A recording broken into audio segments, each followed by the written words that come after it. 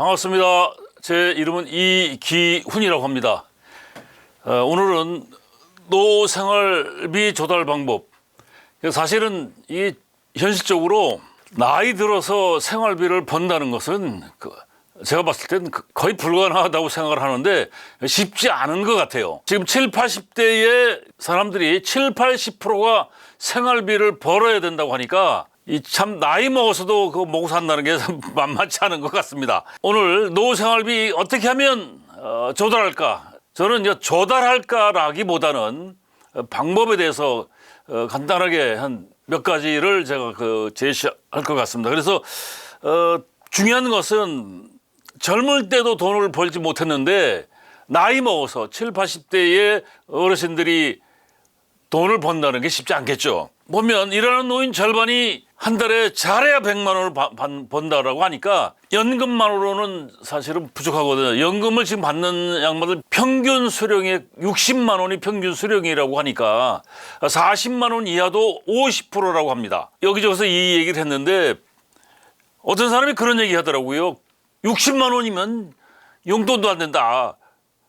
그 제가 한 말이 아니라 다른 사람이 한 말을 제가 좀 인용을 했더니 어떤 양반이 그 용돈이라는 60만 원 가지고 생활을 한다는 거예요. 그래서 제가 이게 60만 원 가지고도 생활을 하시는 분이 계신데 현실적으로는 한 달에 부부 도시에서 369만 원이 적정 생활비라고 하니까 그 갭이 너무 많이 차이 나는 것 같아요. 노인들 일자리가 고급 일자리가 없습니다. 더 이제 안타까운 것은 여러분들 그 누구도 여러분의 노후를 책임져 주지 않는다는 겁니다. 하다못해 여러분들의 그 자녀들이 여러분의 노후를 책임져 주지 않는다는 것을 명심하시고 준비를 지금부터라도 어떻게 할 것인가라는 걸 잘 하실 필요가 있습니다. 예를 들어서 여러분들 동네에서 폐지 줍는 어르신들이 계신데 13시간 하루 꼬박 일하고 하루 10,000원을 번다고 하니까 20일 꼬박 일을 해도 20만 원 밖에 되지 않는다는 거죠. 나이 먹은 사람들이 대접을 받는 것이 아니고 나이는 불편한 거예요. 어찌 보면 장애보다 더 불편한 게 나이 먹었다는 것인 것 같습니다. 그래서 여러분들 제가 한번 질문 전단지 한 장을 여러분들 그 젊은 사람들 지하철 타고 이렇게 아침에 출퇴근 시간에 보면 전단지를 이렇게 뿌리는 어르신들이 있어요. 근데 할아버지는 없고 거의 할머니들이죠. 할아버지는 좀 뻣뻣하니까 할머니들이 그거 한 장 배포하려고 이제 뭐 인사도 하면서 굽실거리고 이제 뭐 이러는데 여러분들 그 전단지 받아줍니까? 얼마일 것 같아요? 그 한 장 받아주면. 하셨을 때 50원이라고. 그랬었나 이게? 네. 한 장 맞나? 50원. KBS인가 SBS에서 제가 이걸 봤는데 60 중반의 그 할머니가 이 전단지를 배포를 하는데 1000장을 배포하는데 10시간이 넘는데요. 그럼 1000장 배포하면 5만 원이죠. 그걸 20일 일을 하면 100만 원이에요. 근데 20일을 나와서 일하기가 쉬워요, 어려워요?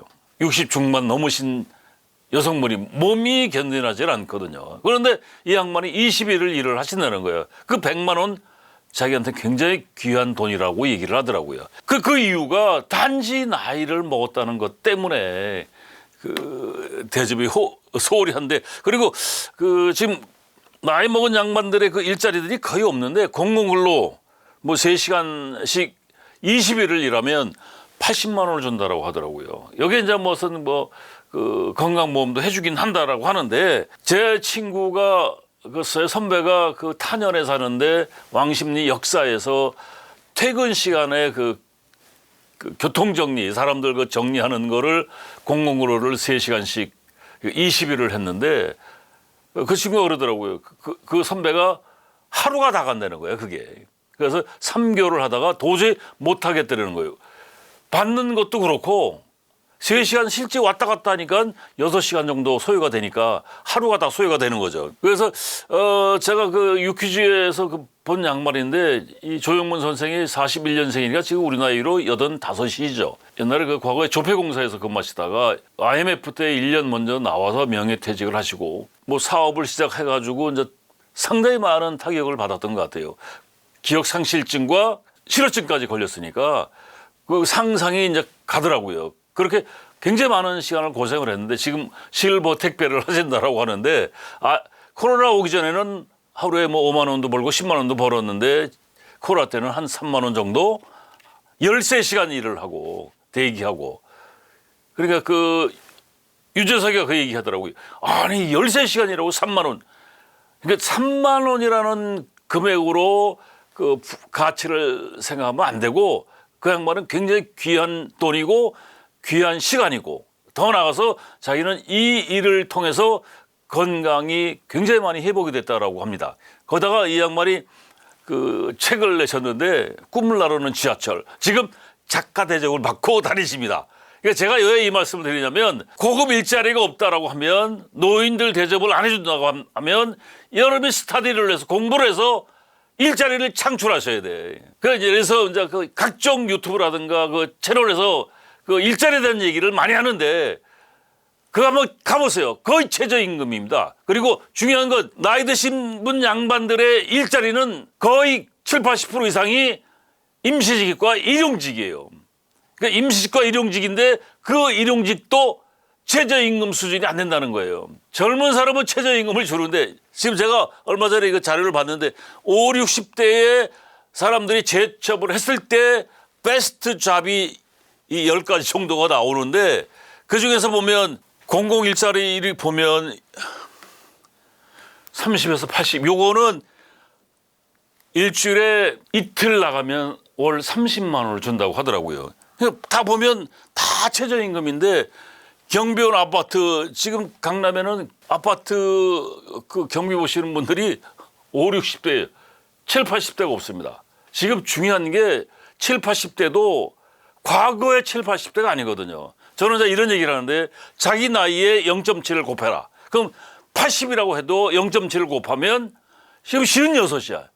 이게 무슨 얘기냐면 과거의 그 선배들보다는 훨씬 젊고 훨씬 건강하고 더 배우고 더 똑똑하고 더 나아가서 IT도 하시는 분들이에요. 그런데 단지 세월이 가서 나이 먹었다는 것 때문에 대접이 시원찮다는 얘기죠. 그 노후 적정 생활비가 이게 23년도 얘기니까 지금 물가가 워낙 올라서 369만 원이 넘었겠죠. 중요한 게 현실을 제대로 직시할 필요가 있다. 자, 젊을 때 돈을 벌지 못하는 이유가 뭐냐면 너무 오랜 시간 학교를 다닌다는 얘기예요. 그리고 보통 요새 대학교 졸업한 친구가 회사에 입사하는 평균 연령이 30 전후. 그러니까 평균 30이라고 하는데 그 친구들 초임이 얼마냐면 초봉이 얼마냐면 월 200만 원 이하가 60%, 300만 원 미만이 35%, 약 95%라고 얘기를 합니다. 그러면 이 얘기가 뭐냐? 고급 일자리가 아니고 정규직이 없다는 거예요. 상당 기간 인턴을 하면서 그 인턴을 6개월 이상, 1년간 어떤 경우는 그 2년 동안을 인턴을 하다가 정규직으로 채용을 안 해줘서 그 신문에 난 좀 안타까운 사연들이 많이 있더라고요. 보통 직장인들이 직장 생활하는데 평균 근속 연수가 14.5년. 어렵게 직장에 입사해서 14.5년밖에 근무를 못하니까 40 중반쯤 인생의 전성기. 이 전성기라는 게 뭐냐면 생활비가 푹 죽어가는 타입의 직장에서 길거리에 내몰리게 된다면 가정이 유지되기가 쉽지 않겠죠. 그런 상태에서 시간이 지나갈수록 근로소득 월 300만 원을 받는 사람들이 근로소득자의 55%라고 합니다. 그러면 369만 원, 노후에 369만 원을 만들 수가 있어요, 없어요? 현실적으로 불가능한 얘기인데 이 계산을 해보니까 369만 원 제가 놓고 한번 계산을 해봤어요. 해봤더니 369만 원이 더 들어가. 의식주, 여행, 여가, 손주, 또 용돈 방송에서 봤는데 파고동 공원에 이제 앉아 계신 어르신들한테 인터뷰를 하더라고요. 근데 한 양반한테 물어보니까 자기가 올해 92살인데 80까지 일을 하셨대요. 그 무슨 일을 하셨습니까? 하니까 이제 자기가 이제 그 페인트.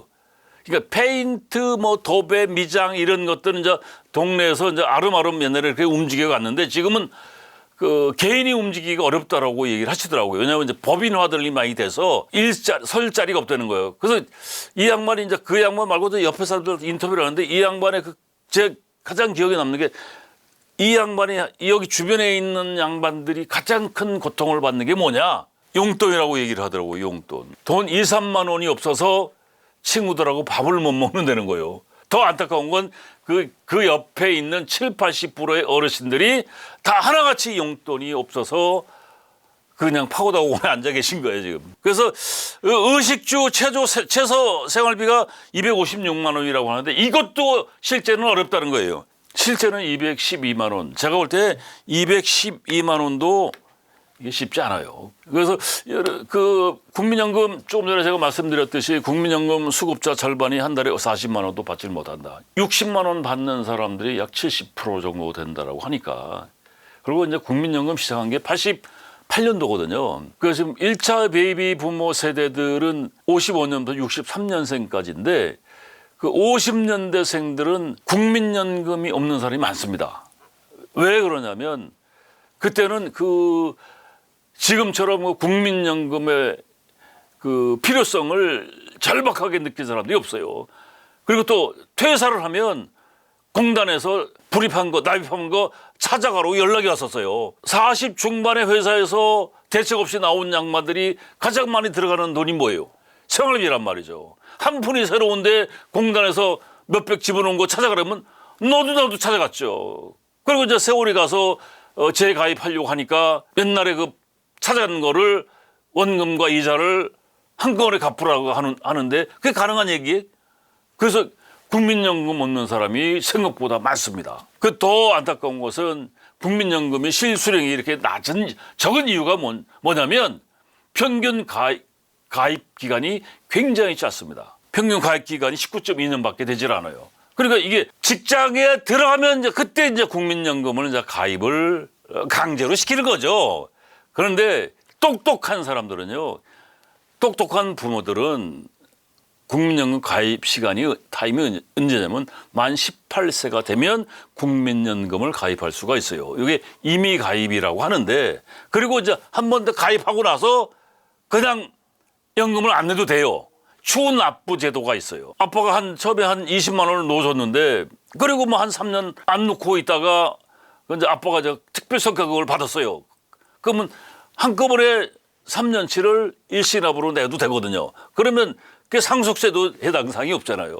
그 중요한 건 18세 자녀가 한 31살쯤에 30세쯤에 그 취업을 했다라고 하면 보통은 이제 취업을 해서 이제 국민연금에 가입을 하는데 아버지가 똑똑하니까 12년의 가입 기간을 만들어 준 거예요. 그러면 그게 국민연금에서 가입 기간이 굉장히 더 중요하거든요. 그러면 자녀한테 굉장히 많은 자산을 물려준 것이라고 해도 과언이 아니죠. 근데 대다수는 직장에 들어가서 30쯤에 회사에 입사해서 근무를 하다가 19.2년도 사실은 쉽지 않죠.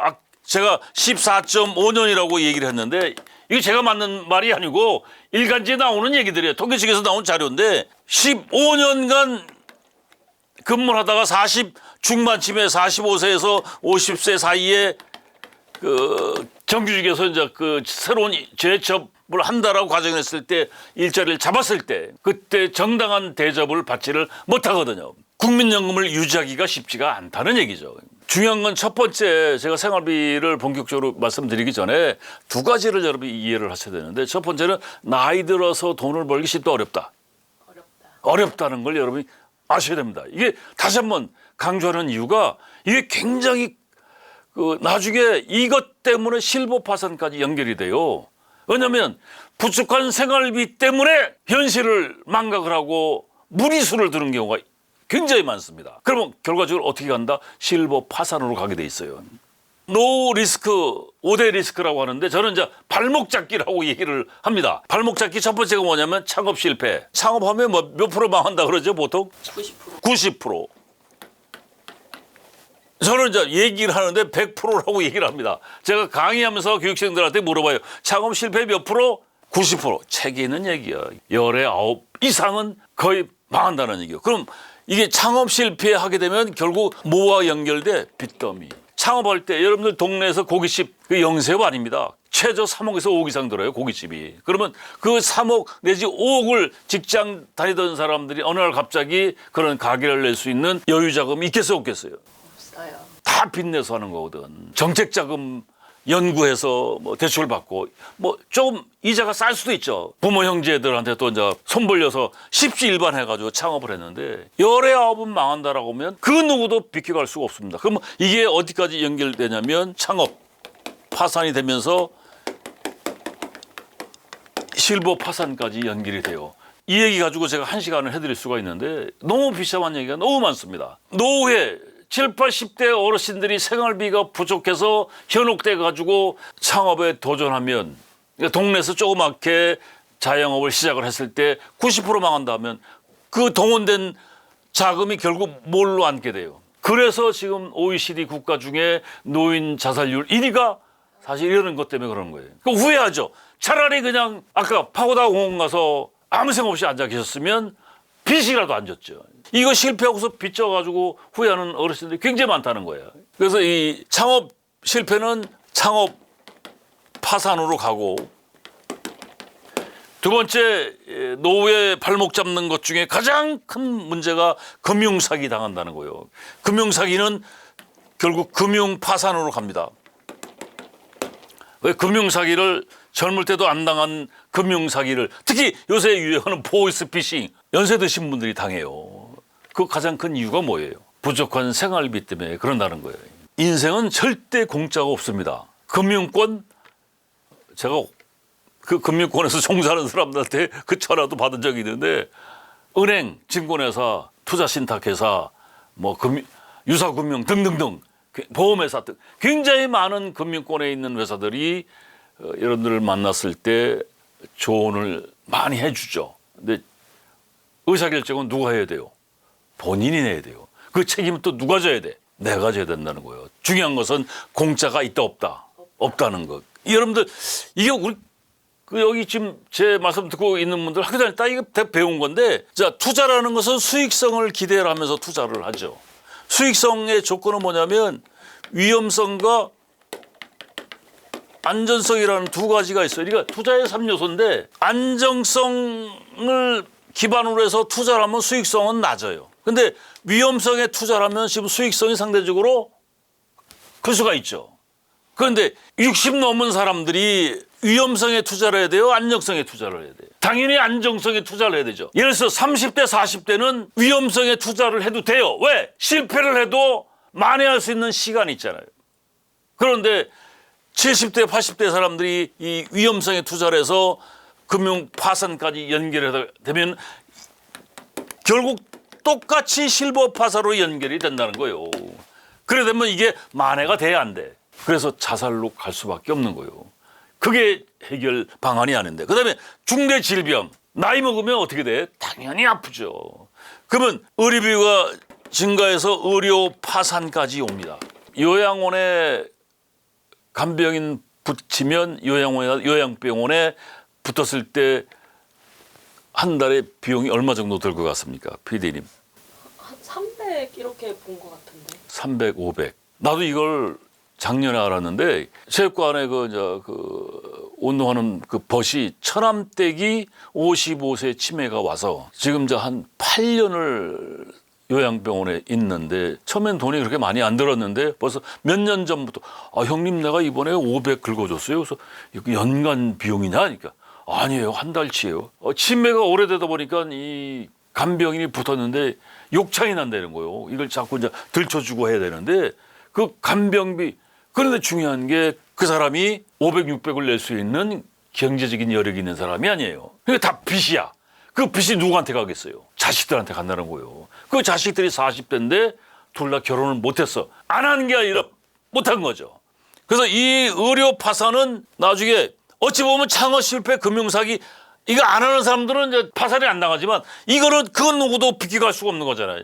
중대 질병. 그래서 중대 질병을 벗어날 수 있다라고 한다면 노후의 생활비 때문에 걱정 안 해도 되겠죠. 그래서 저는 이 부족한 생활비를 만들어내시려면 중대 질병이 오기 전에 투자해야 될 것이 있습니다. 그건 제가 조금 이따 말씀드리기로 하고 네 번째 황혼이혼. 노인 나이 먹은 양반들이 황혼이혼이 젊은 사람들보다 많다는 거예요. 어떤 통계에 의하면 지금 30%가 이혼을 한다라고 하더라고요. 그러면 이게 황혼 이혼을 하게 되면 그래서 한 달에 생활비 150 조달하기도 어려운 부부가 이혼을 하게 되면 반으로 절단나잖아요. 그러니까 왜냐하면 그 주거 비용 별도로 들어가야 되지 먹는 것도 별도로 들어가야 되니까 결국 황혼 파살이 된다는 거예요. 그다음에 자녀 리스크, 마초 시대라고 하는데 지금 듣고 있는 여러분들은 부모를 봉양을 하는데 자녀들한테 그런 대접을 받기가 어려운 세상이죠. 그래서 제가 아까 그 말씀 드렸는데 그 누구도 여러분의 노후를 책임져 주지 않는다. 여러분 자녀도 마찬가지예요. 왜냐하면 자녀도 하루하루 버티기가 쉽다 어렵다. 어렵습니다. 지금 우리도 지금 7, 80대 어르신들, 60대 어르신들 힘들게 살아오셨는데 그래도 어찌 뭐 집도 장만하고 자녀들 결혼도 시키고 집도 장만하고 했는데 지금 젊은이들이 받는 그 페이가 집을 장만하기가 쉽지도 않죠. 결혼도 하기가 쉽지가 않은 세상이 돼버렸습니다. 그래서 저는 이제 퇴직과 은퇴 사회라는 책을 한번 냈는데 여러분 퇴직이 은퇴가 아니거든요. 퇴직하고 난 다음에 은퇴라는 건 제가 볼 때 저 세상 갈 때가 은퇴예요. 그러니까 퇴직과 은퇴는 상당한 사이 차이가 있는 거예요. 제가 동네에서 한 체육관을 20년 이상을 다녔어요. 그러니까 그 동네에서 이제 알고 지내는 분들이 많은데 이 양반이 직장에서 공기업에서 정년을 하셨어요. 그러니까 또 본부장까지 했으니까 먹고 사는 데 지장이 없더라고요. 말 그대로 이 양반은 60에 은퇴를 하신 거예요. 그래가지고 이제 큰 아파트는 아니지만 뭐 30평대 아파트에 살면서 큰아들 장가 버리고 이제 둘째 아들하고 이제 이렇게 살고 있는데 이 양반이 체육관에 이제 오셔가지고 이제 제가 다니던 체육관이 목욕탕이 있었어요. 그러니까 동네 그 나이 드신 분들이 그 체육관에 와서 이제 운동도 하고 목욕도 하고 건강에 최고잖아요.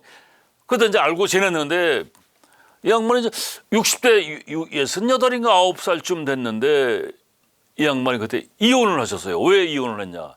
그러니까 순탄하게 살다가 큰아들이 동네에다가 뭐 휴대폰 가게를 냈어요. 아주 크게 냈습니다. 그러니까 휴대폰 가게를 낼 때 아버지가 뭐랬냐면 보증을 서줬거든. 근데 이게 잘 갔으면 괜찮은데 망했어. 그러니까 큰아들이 사업하다가 망했으니까 그 보증을 섰으니까 그 비용을 감당을 해야 되는 거예요. 그러니까 현찰이 한꺼번에 다 날아가 버린 거예요. 노후에 쓸 수 있는 준비했던 여유 자금이 다 날아가 버리고 딸랑 집 한 집밖에 없었어요. 그 돌아서 또 작은 아들이 장가 간다니까 어떻게 조금 보태줘야 되니까 집을 줄였어요. 그러니까 25평으로 줄이고 나머지 가지고 이제 작은 아들을 보태준 거예요. 그래서 당장 조그만 아파트에서 부부가 살고 있는데 생활비가 대폭 부족하니까 이제 이 양반이 뭘 했냐면 아까 창업을 하신 거예요. 집 담보대출을 받아가지고 그게 잘 나가면 괜찮은데 이게 2년 만에 거덜이 났어요. 집까지 날아갔어요. 집까지 날아가니까 부부 사이가 어떻게 돼요? 만나면 싸움이죠. 왜냐면 생활비가 먹고 사는 게 힘드니까 감정이 격해지다 보니까 부부싸움하고 이제 심하게 점점 강도가 높아지면서 결국 이혼을 했는데 자기가 자기 동생한테 얹혀 있다는 거예요. 내 인생이 이렇게 바뀔 줄 나도 몰랐다. 미래가 어디 있어요 지금 미래가. 국민연금도 이렇게 많지 않더라고요. 와이프하고 이제 5대5로 나눴다는데 그거 가지고 생활이 되겠어요. 그래서 그 70 중반 넘어 77인가 되셨는데 공공근로 나가봐야 30만 원밖에 벅차거든. 앞이 안 보이는 거죠. 이런 상태에서 생활비 어떻게 볼 거요? 내 사정이 어찌 됐든 간에 숨만 쉴 때도 돈이 들어가는 게 세상살이 아닙니까? 가만히 있어도 돈이 들어가잖아요. 은행에서 대출 받으면 가만히 있어도 공휴일날도 이자가 나가듯이 살아있는 한 기본 생활비는 들어가거든. 한번 계산해보세요. 세금, 건강보험료, 전기요금 이거 당연히 들어가고 아파트 관리비, 보험료, 경조사비, 의료비용, 병원비 약값 이거 줄여 쓰는 방법이 뭐라고 이거 제가 좀 이따 말씀드린다고 했는데 병원비 약값, 여가비용 이 여가라는 게 남는 시간이야 남는 시간. 여기 일이 없으니까 당연히 남는 시간이죠. 하루 24시간 보내기가 죽음보다 더 심한 고통이 될 수가 있어요. 그러니까 그 남는 시간에 좌우지간 움직인다고 하면 돈이 들어가는 거죠. 그래서 그 돈이 없으니까 파고다공원이라든가 공원 같은 데 가서 넉넉히 앉아 계신 거예요. 지하철 타고 왔다 갔다 하시고. 자, 이거 어떻게 할 거예요? 이게 지금 369만 원이라고 하는데 그것도 지금 올라서 한 380만 원 이상일 것 같아요. 지금은 이제.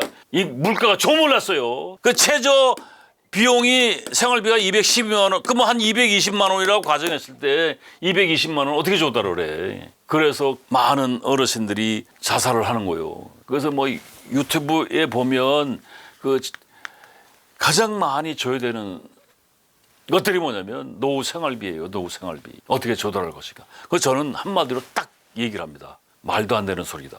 왜? 지금 제가 말씀드렸던 얘기. 노인들 대접해준다 안 해준다. 안 해준다는 거예요. 즉 보세요. 아까 제가 지금 70면 몇 살이요? 49살이야. 옛날에 70이 아니에요. 그러니까 옛날에 어르신들보다 더 젊고 더 건강하고 그죠? 더 많이 배우고 더 똑똑하고 열정도 있고 그런데 단지 나이 먹었다는 것 때문에 인건비를 후려친다고요. 제 후배가 건축사고 건설회사 대표를 했던 친구가 있는데 65이 된 거예요. 그래가지고 이제 건축사니까 이제 공사 현장에 감리단 단장을 해서 들어갔는데 어느 날 딱 65세가 되니까 부르더래요 회사에서. 만 65세가 딱 되니까 받던 페이의 50%를 자르겠다는 거예요. 열받아 안 받아. 세상이 그렇게 무섭습니다. 있는 자들의 논리가 돼버리는 세상이 돼버렸어요. 그래서 노생활비를 조달하는 방법은 첫 번째가 다른 거 믿지 마세요. 가장 좋은 방법은 절약하는 거 절약. 돈을 못 벌면 절약할 수밖에. 그다음에 일을 할 수 있으면 더욱 좋고. 근데 이거 일을 하는데 아까 제가 그 말씀드렸죠. 그 정부에서 그 이렇게 일자리 제공한다고 그 HRD네 워크넷 이런 거 들어가서 서치를 해보면 서울시 노인 일자리 이런 거 한번 들어가 보세요. 다 최저 임금도 안 돼요. 그런데 자기가 공부 좀 하고 연구를 하고 많은 사람한테 정보를 얻으면 고급 일자리를 만들어낼 수도 있죠. 본인이. 누가 만들어내야 돼? 본인이 만들어내야 돼. 그다음에 자산관리. 이게 자산관리는 제가 얘기해 투자하라는 얘기가 아닙니다. 우리나라는 지금 노인 복지가 아직은 미비한데 어찌 보면 상당히 미비한 상태인데 노인 복지가 이제 정부에서 계속 스타디하면서 이제 여러 가지 이제 조건의 지원책들을 많이 만들어내는데 그런 것들의 지원을 받으시려면 자기 없는 재산을 관리를 좀 하면 기준점에 들어가야 지원을 받을 수가 있잖아요. 그러니까 이런 공부는 절대적으로 해볼 필요가 있죠. 근데 이런 공부도 안 합니다. 그냥 넉넉히 앉아 있죠. 근데 중요한 건 그건 누구도 여러분들의 노후를 책임져 준다? 책임져 주지 않는다는 거예요. 자식한테 기대하기도 어렵고 그다음에 제가 가장 중요한 게 이제 생각하는 게 삶의 터전을 바꾸라. 전문가들이 그런 얘기합니다. 나이 먹을수록 도시에서 있어야 된다. 아 당장 굶어 죽는데 도시에서 어떻게 있어. 과감하게 삶의 터전을 시골로 바꿔라. 저는 이제 극단적으로 얘기를 하는데 그러면 새로운 세상이 보일 수도 있죠. 그래서 첫 번째 지출 항목을 줄이는 방법은 지금 지출 항목을 가만히 한번 생각해 보시면 보험 컨설팅, 노후의 과다한 보험료는 굉장히 치명적이다.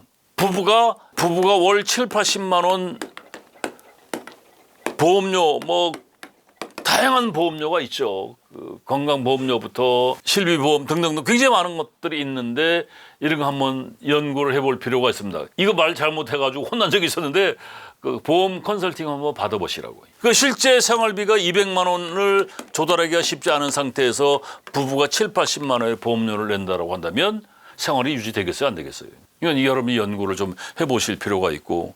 그다음에 경조사 비용. 제가 얼마 전에 딸을 이제 여였는데 혼주가 돼서 이제 그 지인들이 그 보태준 축의금을 이렇게 쭉 보니까 야 딸내미가 그 예시장에서 결혼했는데 그 식대가 얼마냐면 7만 원이에요, 7만 원. 그리고 나서 딸 여의고 나서 이제 그 저한테 그 또 지인들이 청첩을 하거나 상을 당했을 때 연락이 오는데 10만 원은 못 넣겠더라고요. 그 어떤 사람은 그러니까 설정한 게 최저 20만 원, 좀 친하면 30만 원 이렇게 정해놨는데 그나마 지금 제가 움직이고 있으니까 그게 감당이 되는데 그런 활동을 안 했을 때 경조사비 감당한다는 게 쉽습니까 어렵습니까? 200만 원의 생활비도 유지하기 어려운 판에 보험료, 과다 보험료가 있고 두 번째 경조사비 이거 내가 옛날에 받아먹었으니까 토해내야 되는데 쉽게 얘기하면 이게 유지하기가 쉬워요 어려워요? 어렵죠. 그래서 경조사비 안면 몰수하고 다 이해를 합니다. 80줄에 접어든 사람이 경조사비 내기가 쉽다 어렵다? 어렵습니다.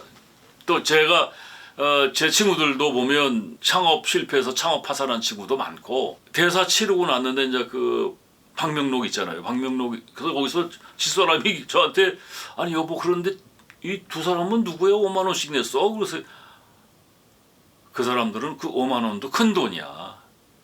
그렇게 생각하면 안 돼. 그냥 와서 축하해줘도 고마우신 분들이야.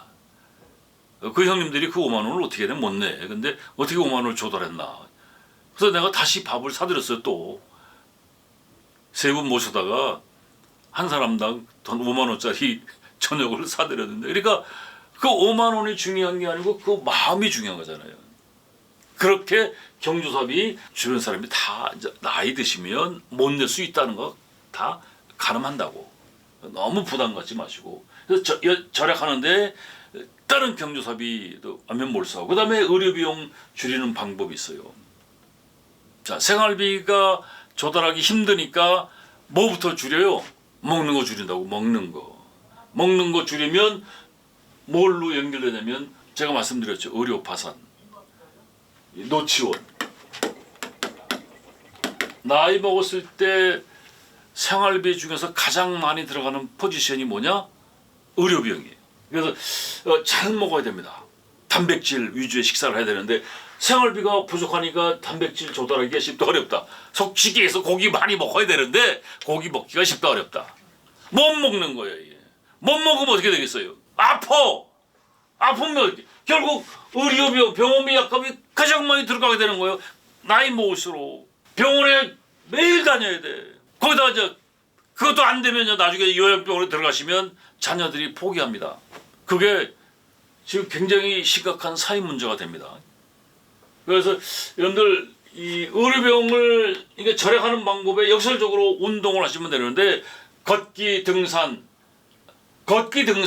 이거 돈 안 들죠. 그리고 이 헬스 같은 경우 약간의 돈이 드는데 동네에서 싼 체육관 같은 데는 한 달에 3만 원 정도면은 다 해줘요. 병원에 입원하면 이제 아버지나 어머니나 뭐 또 친척들이 병원에 아파서 입원을 했다. 한 열흘 입원했다면 살이 쭉 빠지죠. 그 살 빠진 게 아니고 뭐가 빠졌냐면 근육이 빠진 거예요. 그러니까 근육 1kg 한 3kg가 살이 빠졌다면 근육이 3kg 빠진 거예요. 그 전문가들의 얘기가 1kg 빠진 걸 복구하는데 1,600만 원의 의료비 내지는 기타 등등이 들어간다는 거예요. 그러니까 3kg 빠지면 근 5천만 원을 돈이라는 거죠. 나이 먹은 양반들이 5천만 원 어디서 벌어? 말 그대로 의료 파산에 또 갈 수밖에 없는 거예요. 그래서 힘들더라도 근육 운동하시고 걷기하고 등산은 큰 돈 안 들이고 동네에서 하도 되잖아요. 동네 뒷산 가도 되고. 근데 나이 드신 양반들이 점점점 힘이 없으니까 안 하죠. 안 하면 안 할수록 결과적으로 뭐가 많이 들어? 의료 비용. 등산 가는 게 쉬워요, 어려워요? 집에 있는 게 편안하잖아요. 그럼에도 불구하고 그걸 장비 챙겨서 갖춰서 등산 옷, 등산복 입고 집을 나서는 그 타임까지가 힘들지 갔다 오면 돈 많이 벌어서 뭘 많이 벌었어요. 병원비 약값이 덜 들어간다는 얘기죠. 그래서 운동을 좀 적극적으로 제가 권장을 하고 따라해 보시죠. 누죽걸산. 누우면 죽고 걸으면 산다. 명심하셔야 됩니다. 누우면 죽고 걸으면 산다. 중요한 건 여러분 인생이요. 아프면 나만 손해입니다. 7, 80대가 도시에서 일자리 구하기 쉽다 어렵다. 어렵습니다. 그래서 시골에는 노인 일자리가 의외로 많습니다. 제가 알고 있는 양반이 이제 후배가 창업해서 망해가지고 이제 62인가에 달랑자 빌라, 싼 빌라 하나를 가지고 있었는데 와이프도 젊고 그 62, 3쯤 되니까 좋은 일자리가 없어요. 그러니까 완전 최저 생활을 하는데 뭐 꿈이 없는 거지. 60 초반에. 근데 고민을 하다가 이제 그 와이프가 고향이 김천인데 이 부부가 김천으로 내려갔어요. 내려갔는데 그 나중에 연락이 와서 이제 밥 한번 먹었더니 뭐라고 했냐면 자기가 시골에 그 집을 잘 지어놓은 집이 몇 억이 들어가야 될 집을 그 집터까지 해서 120평인가 해가지고 1억 3천에 이 집을 구입했대요. 근데 여러분들 나이 먹어서 시골에 가다가 그림 같은 집을 짓는다라고 하는 사람이 많은데 중요한 건 집을 지을 때는 돈이 많이 들어가지만 그 다음에 본인들이 돌아가시면 누가 그 집을 살아요. 빈집 많습니다. 시골에. 그래가지고 갔더니 일자리가 넘쳐나더래요. 둘이서 한 달에 500 버는 건 일도 아니더래. 왜 진작에 여기 오지 않았나 그런 후회를 하고 있다고 하는데 하여튼 서울에서는 일자리 찾기가 쉽지 않고 그래서도 50만 원 정도를 서울에서 찾아낸다면 은행에 한 3억을 예금해서 받는 금액보다 이자보다 더 많은 돈이 될 수가 있어요. 왜냐하면 여가를 죽일 수 있는 시간 공간이 없으니까 일을 하니까. 추가 비용이 안 들죠. 그리고 노인 일자리를 찾아보시면 한국노인인력개발원 중장년 워크넷, 서울시 어르신 취업센터 이런 것도 있습니다. HRD넷, 워크넷, 고용노동 뭐 이런 들어가서 한번 찾아보시면 하다못해 그 주민자치센터에 가서 상담을 해도 최저임금이라고 해도 공공근로 이런 것들을 찾아보시면 담 얼마라도 볼 수 있는 근로소득을 만들어낼 수가 있습니다. 그리고 세 번째 자산관리라고 했는데 자산관리를 잘하면 그러니까 이게 정부 지원하는 건데 특히 이제 기초연금, 주택연금, 기초생활수급자, 차상위 계층 이런 거는 공부를 좀 하실 필요가 있어요. 기초연금 제가 이거 하나만 아주 간단하게 좀 말씀드릴게요. 이거 여러분 유튜브에 보면 이거 따로 20-30분씩 하는 것들이 많습니다. 그래서 제가 이번에 그 연구를 해보니 기초연금 65세 이상이면 누구나 70% 하위 70%가 받아요. 무슨 얘기냐면 10명이면 1, 2, 3등은 안 주고 4, 5, 6, 7, 8, 9, 10, 70%의 사람들한테 생활비를 일정 부분 지원을 해주는 거예요. 근데 그 기준이 뭐냐면 단독 가구 혼자 사는 사람은 213만 원 월 소득이 부부 가구는 340만 원 미만이면 매월 33만 4,810원을 지원을 해줍니다. 그래서 이게 연간 이게 얼마 되냐면 400만 원 정도가 되거든요. 굉장히 큰 돈이죠. 그리고 이제 중요한 건 나이가 되고 소득 환산해서 받을 자격이 340만 원 미만이고 213만 원 미만일 때 해당이 된다 하더라도 기초연금은 신청하지 않으면 주질 않습니다. 본인이 찾아서 신청을 하셔야 돼요. 여기다가 관할 주민센터에서. 그런데 이게 평생 받는 게 아니에요. 오늘 갑자기 안 주는 거야. 내가 소득이 있는 것도 아닌데. 나중에 보니까 뭐가 집값이 공시지가가 올라간 거야. 그러면 소득 환산액이 올라가게 돼 있어요. 그러면 탈락이 돼. 그러면 한번 탈락하면 못 받는 거다? 아닙니다. 요 기준이 매년 물가 상승에 의해서 올라가게 돼 있어요. 그래서 탈락한다고 이제 이제 못 받는구나 하지 말고 그냥 매주 찾아다니면서 언제 줄 거예요? 언제 계산이 됩니까? 하고 자꾸 가서 괴롭혀라. 그러면 이제 받을 수도 있다는 얘기죠. 이런 것들 이제 조심하라는 얘기인데 이런 거. 고급 차. 그러니까 나이 먹은 사람들이 지금 좋은 차를 가지고 있으면 이제 정리하고 작은 차로 바꿔 타면 좋죠. 그리고 이게 그래서 요것 때문에 기초연금을 못 받는다라고 가정을 하면 그래서 이게 차는 연마다 감가상각이 있죠. 그래서 한 3년 탔어. 그러면 중고 가격이 3천만 원이라고 하면 기초연금 받을 수 있는 자격이 다시 되는 거야. 그러면 이 3천만 원에 4%를 곱하면 120만 원이에요. 120만 원이면 예를 들어서 이걸 12개월로 나누면 월 10만 원의 소득으로 환산이 돼요. 그러니까 이런 개념들이 있는데 이런 자세한 거는 여러분들 그 유튜브라든가 이 여러 그 공단에 들어가 보시면 이런 것들이 자세하게 나와 있습니다. 그래서 이거는 이제 그 집값에서 5억이라고 한다면 주거 공제가 있어요. 이런 것들도 그 스타디에 보시면 되고 주택연금도 있는데 이게 주택연금 같은 경우는 저희 집사람이 이제 그 리서치를 하는데 제가 이제 은평구에 사는데 독박고이라는 동네가 있어요. 불강역 있는데 근데 거기 이제 요새 이제 개발된다고 난리치는데 조그만 빌라에 혼자 사는 할머니들이 굉장히 많으셔요. 그것도 뭐 그 집값들이 뭐 한 1억, 2억 이상 넘어가지 않는 또 반지하에 살고 있는 양반들. 근데 80 넘은 양반들이 이빨 다 빠지고 하다못해 여름에 냉면 한 그릇 못 드시는데 집사람이 그런 거예요. 주택연금 가입하라고. 근데 그 양반들 이구동성으로 뭐라고 얘기하냐면 이거 자녀들 죽어야 된다는 거야. 당장 자기 이빨 다 빠져서 이빨을 자녀들이 해주냐 못 해줘요. 해주고 싶어도 생활비 자기들이 생활하기도 어려우니까 못 해준다고. 여름에 와서 그 냉면 한 그릇 사드려야 되는데 마음은 있는데 자기들도 먹고 살기 바쁘니까. 그래가지고 우리 집사람이 이제 자고 이제 사람들한테 그런 얘기를 했더니 한 할머니가 83 먹은 양반이 주택연금에 가입하신 거예요. 80에 주택연금 가입하니까 이 양반이 90까지 산다면 한 7, 8년 받는 거죠. 55세에 주택연금 가입할 수가 있는데 55세에 가입을 하게 되면 주택연금 단가가 굉장히 떨어져요. 한 20만 원 1억당. 그러면 60세, 65세, 70세, 75세 그 기준이 금액이 달라집니다. 그 80에 이 양반이 2억짜리 공시지가의 빌라에 살고 계셨으니까 80에 월 100만 원을 지원받는 거예요. 100만 원 지원받으니까 목욕도 가시고 먹고 싶은 냉면도 드시고 얼굴이 뽀시해진 거야. 같이 불광택 할머니가 옆에 할머니들이 물어본 거야. 아이 불광택 뭐 좋은 일 있어? 나 이 주택연금 가입해가지고 냉면도 사 먹고 곡성택 내가 냉면 한 그릇 사줄게. 용돈도 쓰시고. 그런데 그 사이에 또 집값이 올랐어요. 이게 주택연금이 이게 장단점이 있습니다. 이게 판단은 여러분이 하시고. 그래서 이런 것들을 공부하면 좋을 것 같고, 그 다음에 기초생활수급자, 의외로 똑똑한 사람들은 이 기초생활수급자에 신청을 해서 혜택을 받고 있는 사람들 굉장히 많더라고요. 생계급여, 의료급여, 주거급여, 특히 예를 들어서 없는 사람이 이 의료급여를 지원을 받으면 아까 요양병원에 들어가게 되면 기초생활수급자가 되면 의료급여 지원에 대해서 국가에서 다 해줍니다. 그러면 이거 노숙 길거리에서 죽는 게 아니고 자기 집에서 죽을 수가 있는 거예요. 그러니까 이런 것들을 한번 스타디 해보시고. 넷째, 이제 삶의 터전을 옮겨라. 저는 이걸 강추를 하는데 삶의 터전을 옮겨라. 그러니까 제가 알고 있는 양반이 동네에서 이제 잡화점을 하다가 장사가 안 돼서 70쯤에 39인가의 그 가게를 접었어요. 같이 이제 그 헬스를 하던 양반인데 시간이 가면 갈수록 얼굴색이 안 좋아지더라고요. 아니 왜 그러세요? 형님 왜 그러세요? 그러니까 내 인생이 이렇게 꼴찌를 몰랐다는 거예요.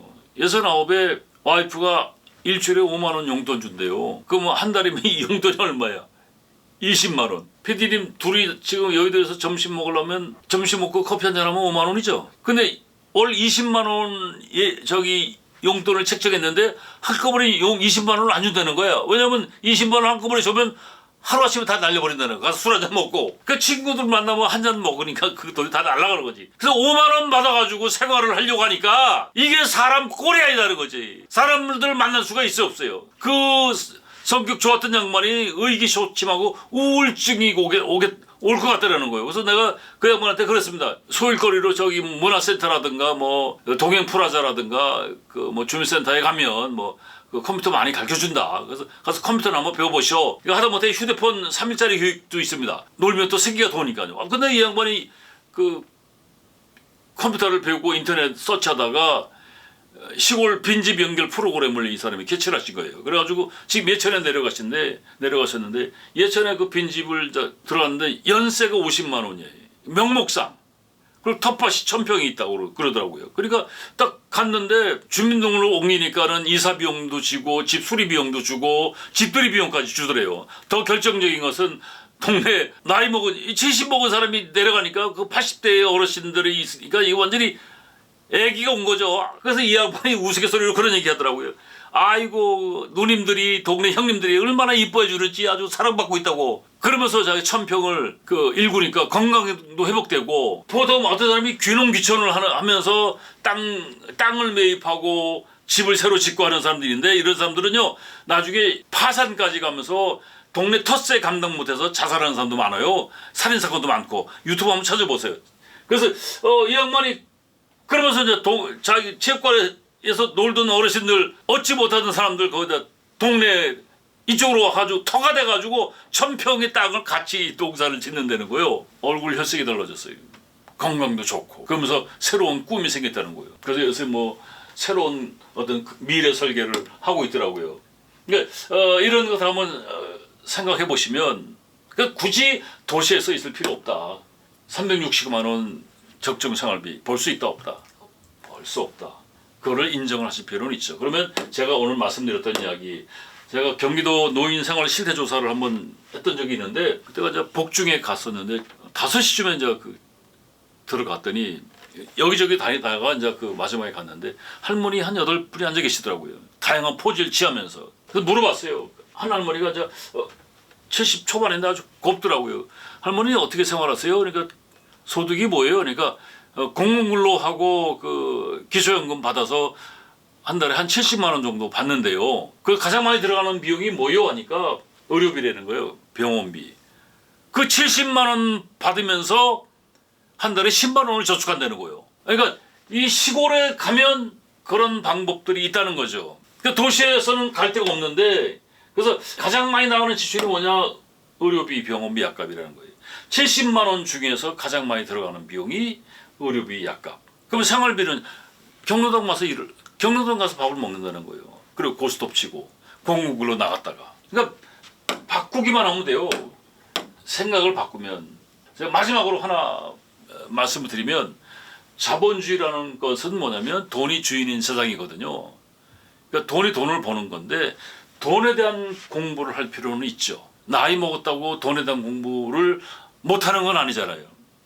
그래서 뭐 80 넘은 양반들은 뭐 그렇다 치고 지금 70대라고 한다면 도서관 다니면서 뭐 주식이라든가 경매라든가 소액으로, 그래서 그 테크닉이 진짜 고수까지 경제에 오르면 적은 소액으로 한 달에 3, 40만 원 벌기는 일도 아니겠죠. 그러니까 욕심을 내면 파산을 갑니다. 그래서 생활비는 벌 수 없는데 생활비를 벌 수 있는 방법들을 제가 여러분한테 말씀드렸는데, 마지막으로 돈 공부를 하시면 또 새로운 아젠다를 만들어낼 수가 있다는 거죠. 그 돈 버는 데는 그 나이 먹었다고 차별하는 건 아니잖아요. 그죠? 요거 명심하시고, 제가 오늘 말씀드렸던 게 이게 또 시간 관리를 잘 못해서 나이 먹었을 때 돈 벌 수 없다. 그러면 현실은 절약해라. 그리고 삶의 터전 근로소득 만들고 삶의 터전을 옮기고, 그러면 사는 건 재미가 있는 거죠. 여기까지 하겠습니다. 고맙습니다.